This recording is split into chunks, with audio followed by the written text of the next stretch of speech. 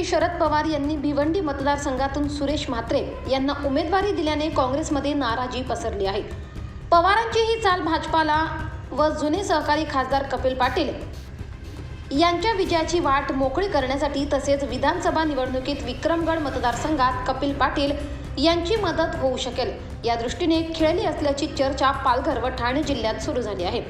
काँग्रेसचा परंपरागत मतदारसंघ असलेल्या भिवंडीतून सुरेश म्हात्रे यांची पवार गटातर्फे उमेदवारी जाहीर करण्यात आल्यामुळे आता अपक्ष उमेदवाराला मदत करण्याचा कल काँग्रेस कार्यकर्ते व्यक्त करताना दिसत आहेत।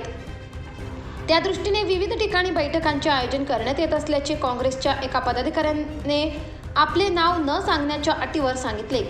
भिवंडी लोकसभा मतदारसंघातील गेल्या अनेक दिवसांपासून सुरू असलेल्या महाविकास आघाडीचा तिढा शरद पवार गटाचे सुरेश म्हात्रे यांना जाहीर केलेल्या उमेदवारीने नुकताच सुटला आहे। परंतु महाविकास आघाडीने भिवंडी लोकसभेची जागा राष्ट्रवादीला सोडल्याने भिवंडी लोकसभा क्षेत्रातील काँग्रेस पदाधिकारी कार्यकर्त्यांच्या जिव्हारी लागले आहे।